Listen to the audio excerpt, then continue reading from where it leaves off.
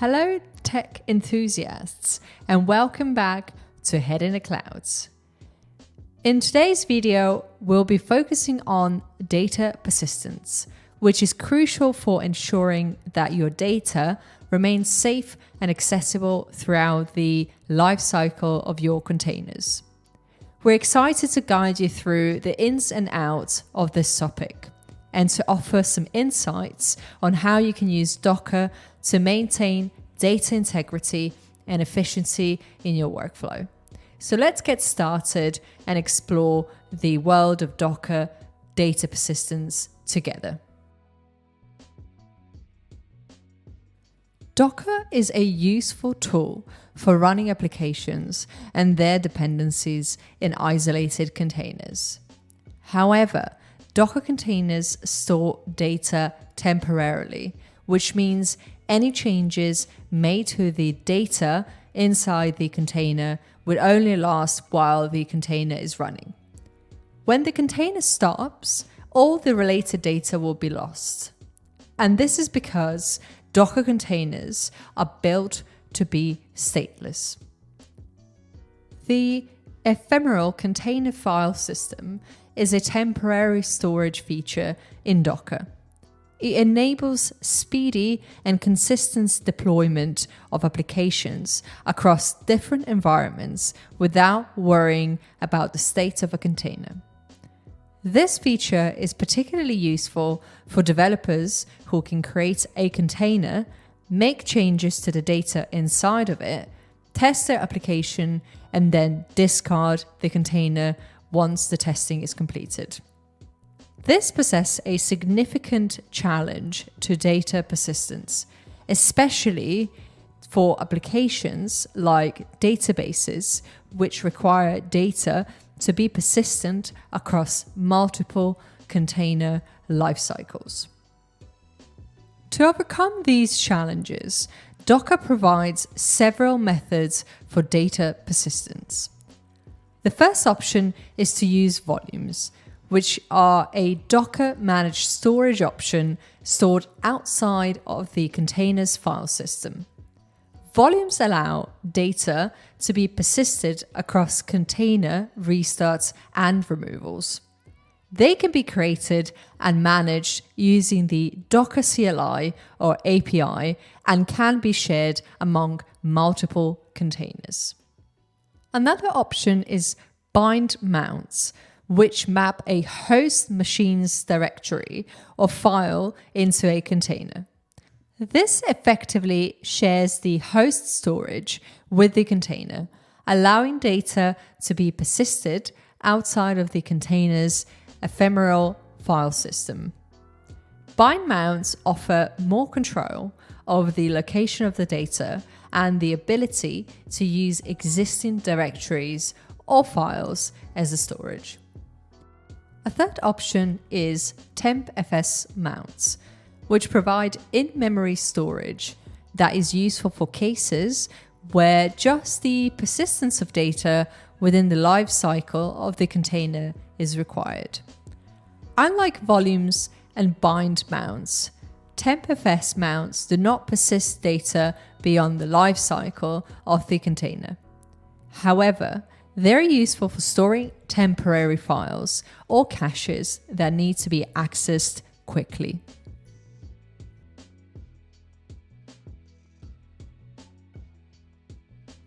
By implementing these strategies, Docker ensures that application data can be preserved beyond the life cycle of a single container, making it possible to work with stateful applications. These persistent options provide greater flexibility and control over data storage, enabling users to build more complex and sophisticated applications using containers. One of the most important concepts in Docker is the use of volumes. Docker volumes are the recommended way to persist data that is generated and used by a container. They allow you to store files and directories in a directory on the host machine, which Docker uses to manage the container's data. One of the key advantages of using volumes is that they can outlive the container's lifecycle, which means that the data will persist even if the container is stopped or removed. Moreover, volumes can be shared between different containers, which offers several benefits. For example, you can use the same volume to store data that is used by several containers, making it easier to manage and back up your data.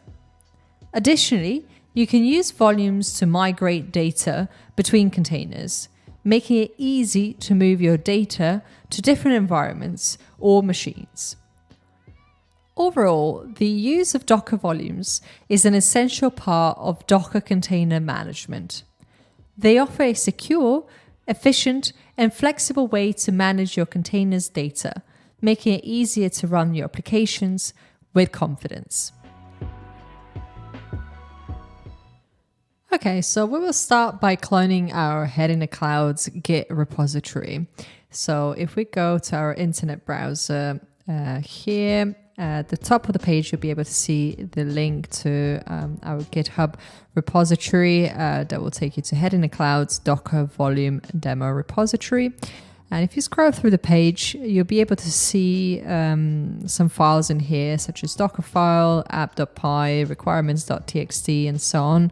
So we'll go in more detail once we clone the repository down on our local machine. And if you scroll a little bit more, you'll be able to see the README section here that will give you a brief overview of what exactly this application can do. So it's a very simple Flask web application that we use for demonstration of Docker containerization, as well as data loss and data persistence with Docker volumes.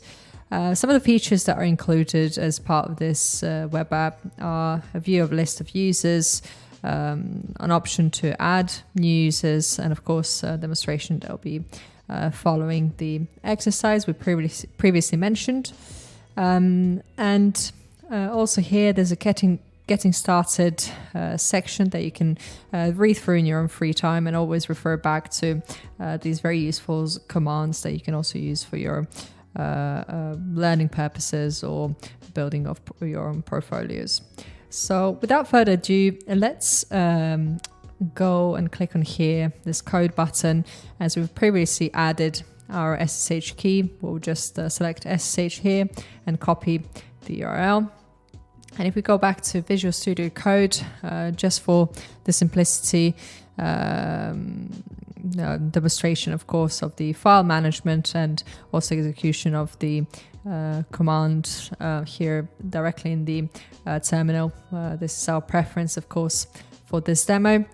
We'll start by running git clone and then pasting the URL that we've just copied from the GitHub page. And that's been successfully completed. As you can see in here, we've got our repository, Head in the Clouds, Docker Volume Demo. And if we cd into it, we will start by building the Docker image. So there's nothing currently running on this local machine. So let's do docker build -t, and we'll call this image, let's say web app without volume, and then we'll specify dot here.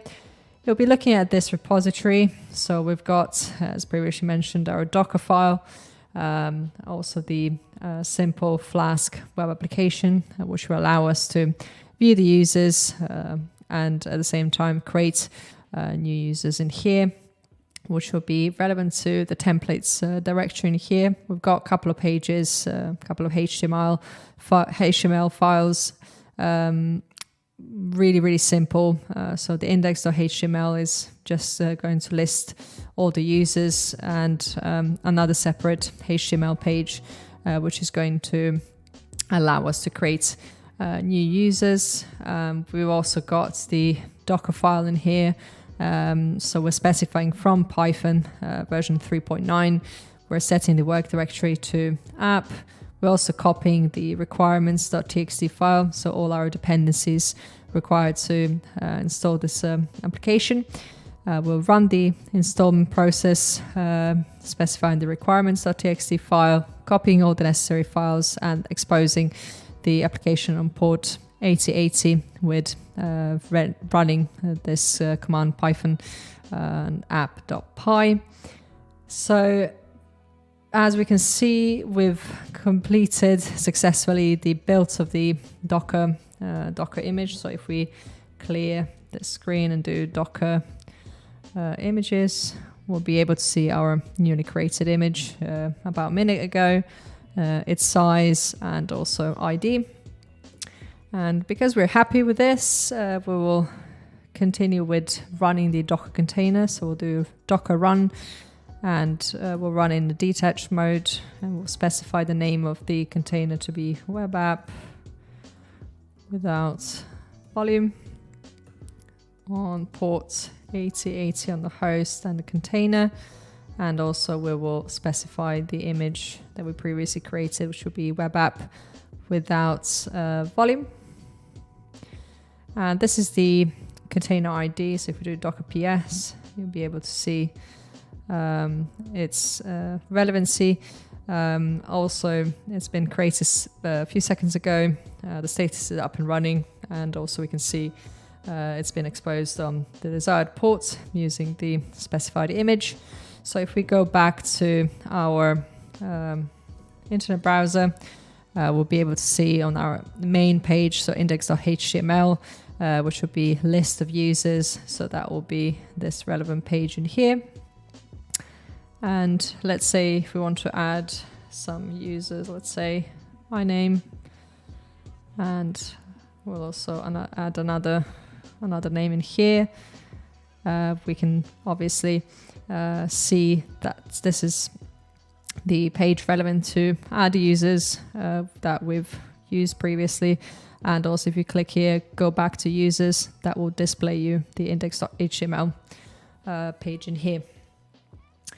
So to be able to demonstrate data loss, we will stop and remove the currently running container because they don't have the volumes attached to them just yet. So by doing this, we can demonstrate the immediate data loss by executing these commands. So if we do Docker PS and we'll do Docker stop, copying this container ID, and if we do Docker PSA, we'll see that this container exited a few seconds ago, and we'll do Docker remove web app without volume, which has been successfully removed. So if we do Docker PSA, we'll no longer be able to see our container in here. So to rerun the container, we will run the same command as before. So in detached mode, name web app without volume with the ports 8080 on both host and container using the previously created image. And if we do Docker PS, we can see that the container is now running. And if we go back to our local host on port 8080 and refresh this page, as you can see, this is our main page, index.html, which will allow us to see the list of all users. And at the moment, we don't have any or can't see the previously created one because the volume has obviously not been created for this particular demonstration. And also we've executed commands to stop and remove container for the exact purposes of demonstrating data loss. And we will carry on with obviously doing a preview of what does it actually mean and how does it look like when we have data persistence by using the Docker volumes.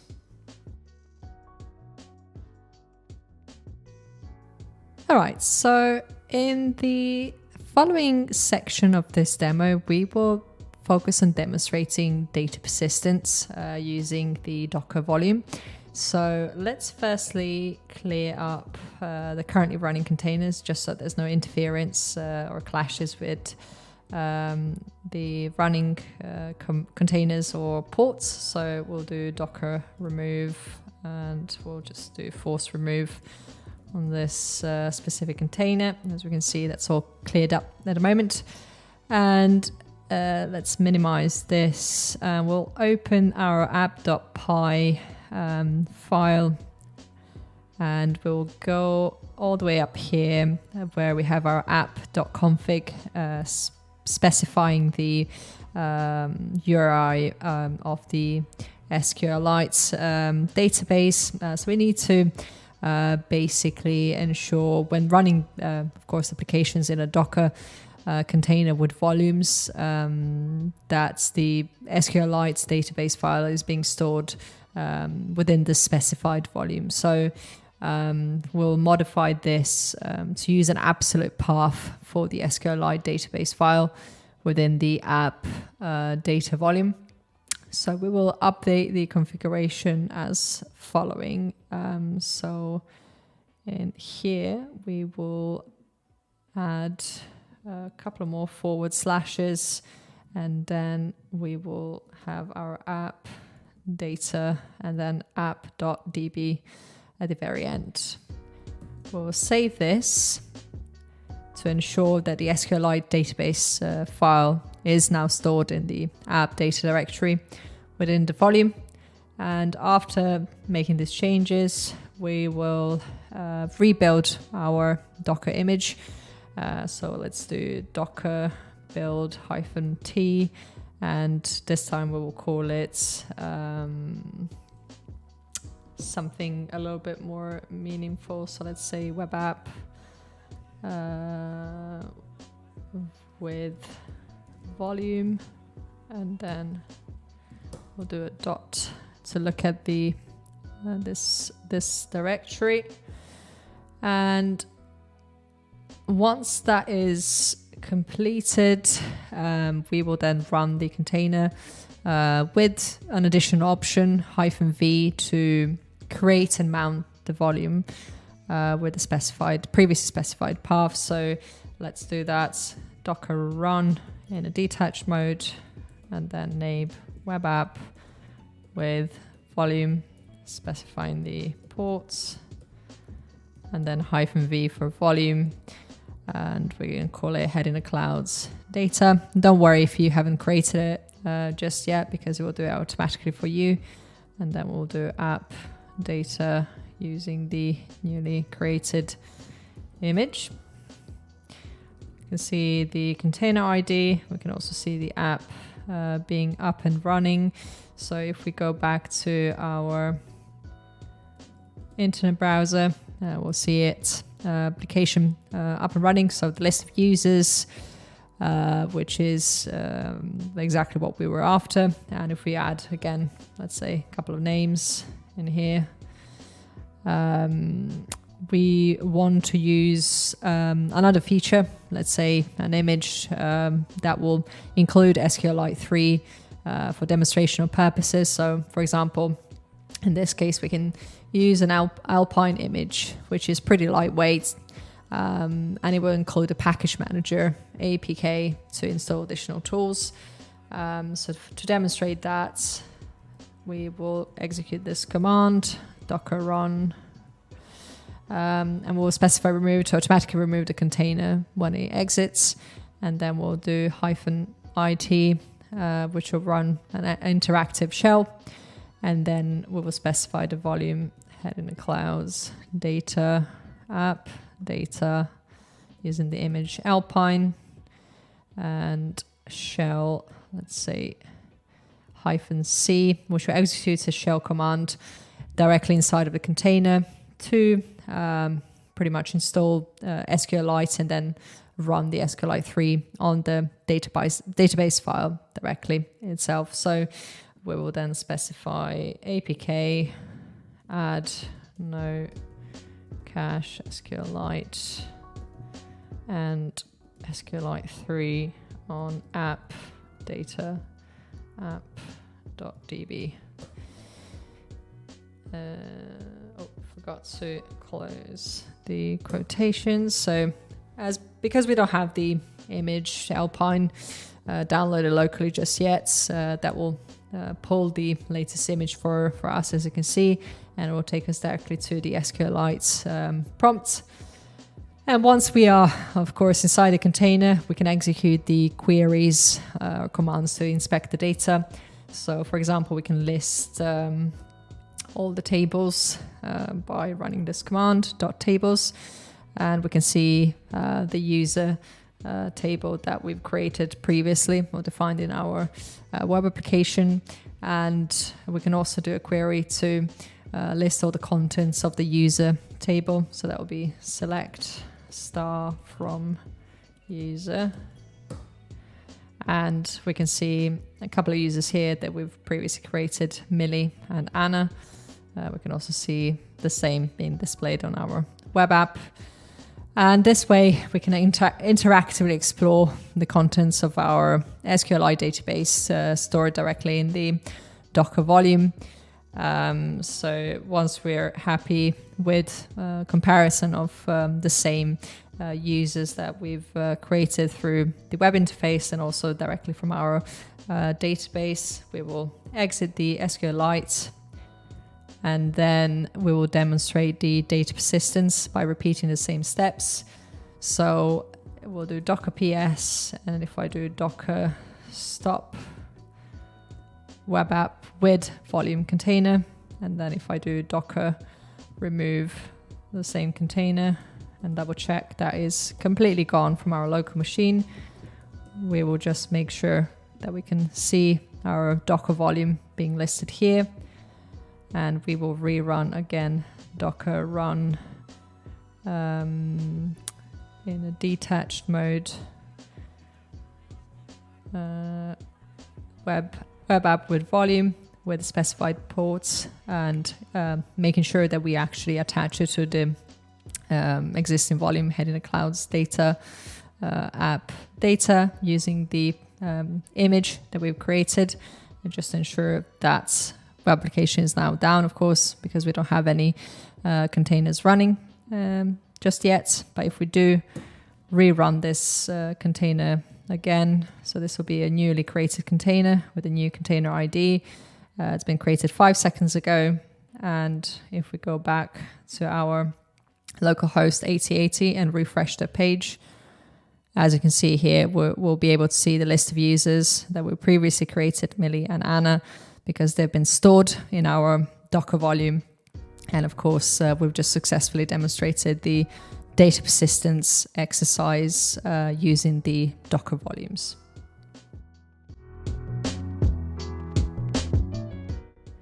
Docker volumes come in 3 types: host volumes, anonymous volumes, and name volumes. Each type serves different purposes depending on the case and requirements. Here's a breakdown of each type. Host volumes. Host volumes let you share data between the host machine and the Docker container, which is pretty useful when you need to store, let's say, data that needs to persist beyond the container's lifecycle, or when sharing data between the container and the host. Some of the use cases could be sharing files or directories between the host and the container during development. One of the commands that you could run to demonstrate this is docker run -v, and using the path on the host to match path in the container, and then specifying your Docker image. Anonymous volumes. When using Docker, it's possible to create and manage volumes without giving them a name. These are called anonymous volumes and are usually used to store temporary data. Docker then takes care of where these volumes are located on the host computer. When you need a disposal volume for temporary storage, as well as for cases where the exact location of the volume on the host is not critical. A Docker command example that you could do to exercise this is docker run -v, and then specifying the path in the container, and then lastly, including your Docker image. Named volumes are a way to manage and reference data storage in a more organized manner. They are created and given a name by the user, which makes them easier to keep track of. Unlike some other types of volumes, they can be used by more than one container, So they're especially useful for applications that need to access the same data but in different places. Some of the use cases are the persistent data storage across container restarts and removals. Also, when you need to share data between multiple containers. Development. Host volumes and anonymous volumes are commonly used during development. Host volumes allow quick code updates, while anonymous volumes provide temporary storage for development needs. Staging. Named volumes are often used and preferred in staging environments to manage and control persistent data that needs to survive container restarts. Production. Named volumes are the standard choice for production environments. They offer a stable and manageable way to handle persistent data, and their explicit naming allows for better control and organization. Bind mounts are a technique that enables you to associate any directory on the host machine with a directory within the container. This method is particularly useful in development environments where you need to modify files on the host system and the changes must be instantly reflected within the container. By using bind mounts, you can easily synchronize data between the host and the container, making it an essential feature for many developers. Alright, so let's create a simple real-world example to demonstrate the use of bind mounts. So imagine you're developing, let's say, web application using a Docker container. You may want to see live changes in your code without having to rebuild the Docker image every time you make a modification. So let's start by cloning down our GitHub repository that we're using for this demonstration, these purposes. So if you go to this link here at the top of the page, it will take you to the Head in the Clouds bind mount demo. And if you click once again on the copy URL of this GitHub repository, we'll be able to see again some files in here, which will go in more detail shortly, and also a really nice overview description of the introduction, the purpose of this exercise, and of course the example setup that we've included as part of this exercise, creating a Flask application, the HTML templates, and so on. So if we go back to our Visual Studio Code, we'll do git clone and then paste in here the URL. And once that's completed, we'll make sure we're in the right place and we will extend the new folder. So in here, we'll be able to see the structure. So the directory structure of our Flask application. And in here, you'll also be able to see our app.py, which contains the Flask application logic. Again, very simple code. It will just be rendering basically a template. Our index.html with a message head in the clouds. This is our first message. And if we take a look under the templates directory, it holds the HTML templates, which will be in this index.html page. Being one such template. We'll go further to Dockerfile. So this is basically used to build the Docker image for our Flask application. And lastly, the requirements.txt that we've just basically included in this file to ensure all the dependencies are installed with our application. So whilst we're happy with this setup, we will continue building the Docker image to exactly show you what this means in practice. So we will just make sure there's nothing else running at the moment on our local machine. So checking Docker containers and images. So it's pretty clear, ready to go. So let's do docker build -t, and then let's call it bind mount demo dot.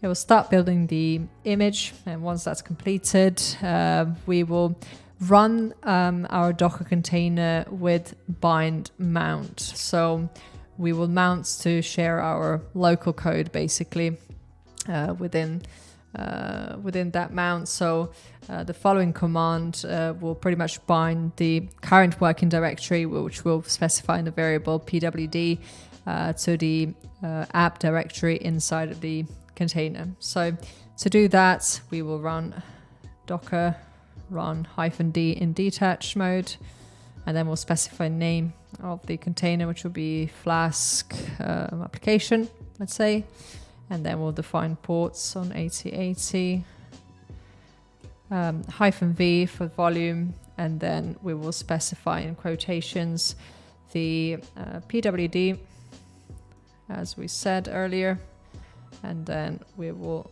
define app, which will be bind directly to the app directory inside of the container, and then we'll specify the image name, which will be bind mount demo. Let's double check that the container is running, which it is, created just a few seconds ago on the desired port, and with that being confirmed, we will go back to our internet browser and go to localhost 8080. As you can see in here, our message head in the clouds, this is our first message. And if we go back in here, we can also compare it to what we have in our code, which would be app.py. So now we would like to make some changes to our app.py file on our local machine, just so we can demonstrate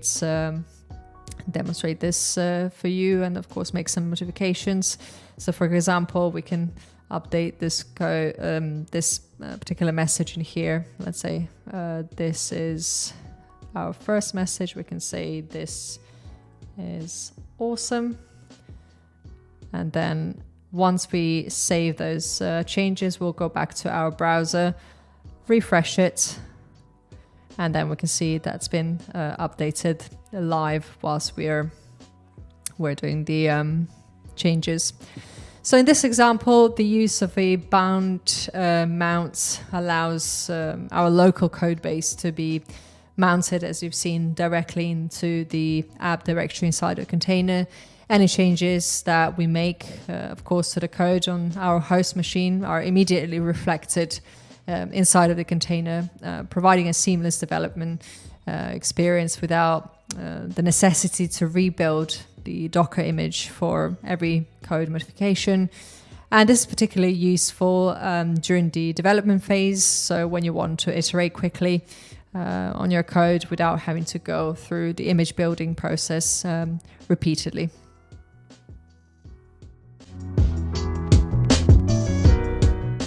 Docker has a useful feature called Docker tmpfs mounts, which allows you to quickly and securely store data in the container's memory.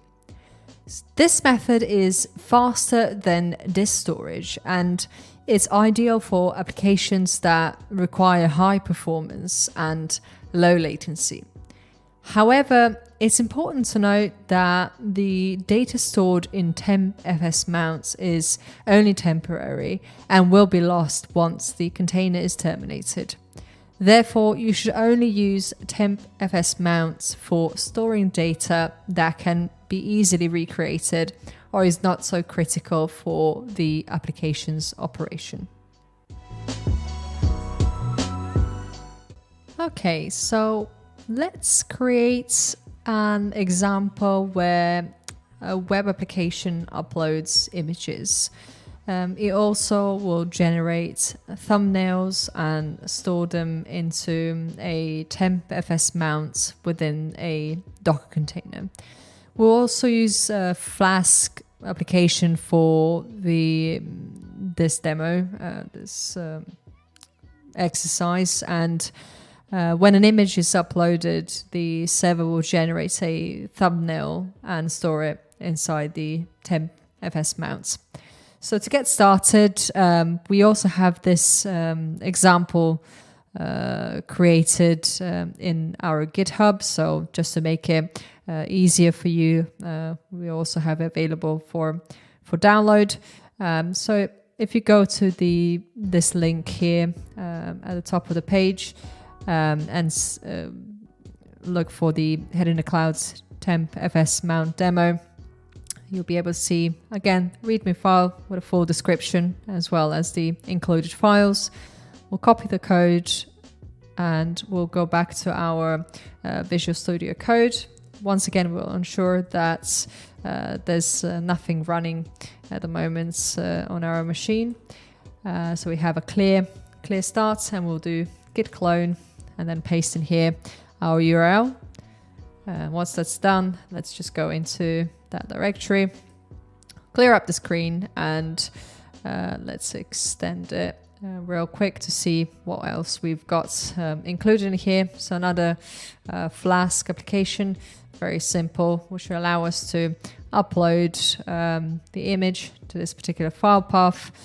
Also a specification of the tmpfs for temporary storage, and also we've got another template here, which is basically just showing the Head in the Clouds tmpfs mount demo, image upload, and also an option to click basically on a button to upload the image, and then display a message has been successfully completed.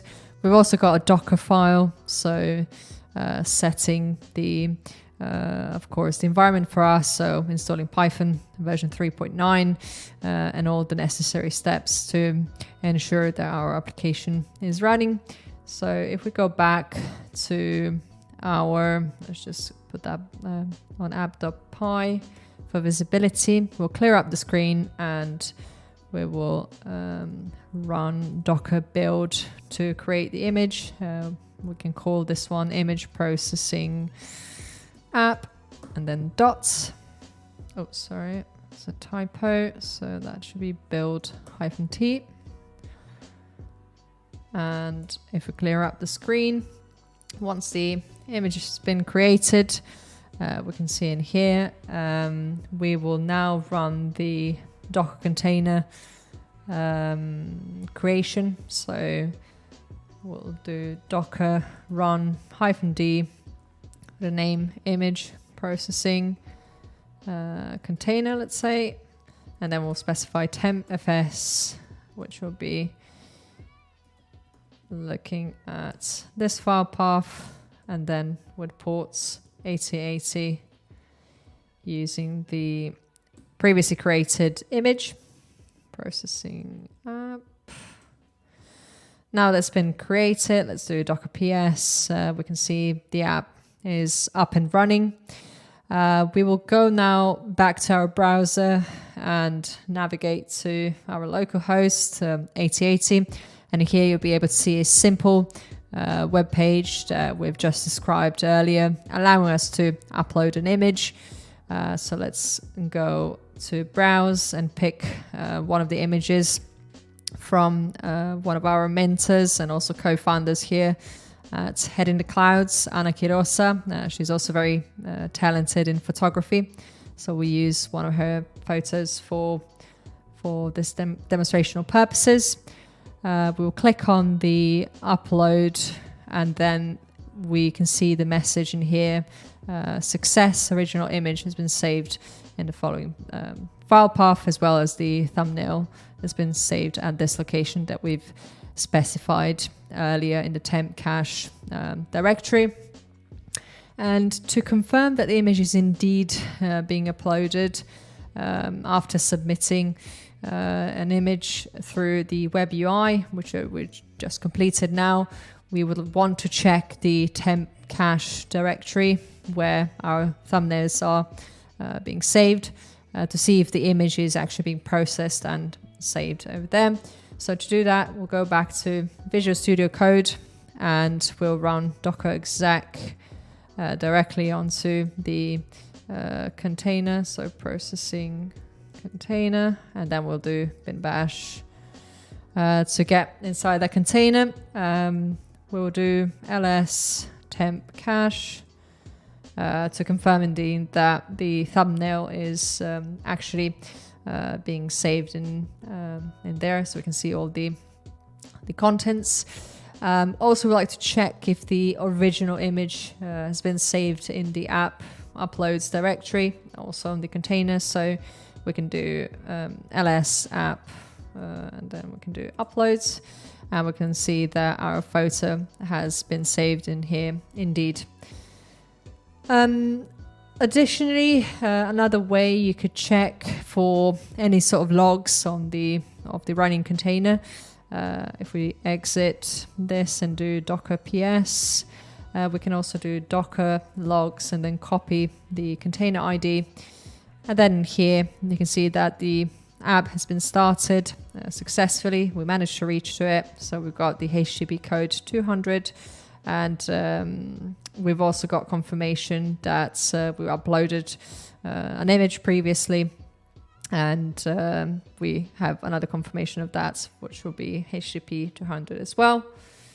And with that conclusion, we are happy to say that this demo has been successfully completed, and we're hoping that you've enjoyed it.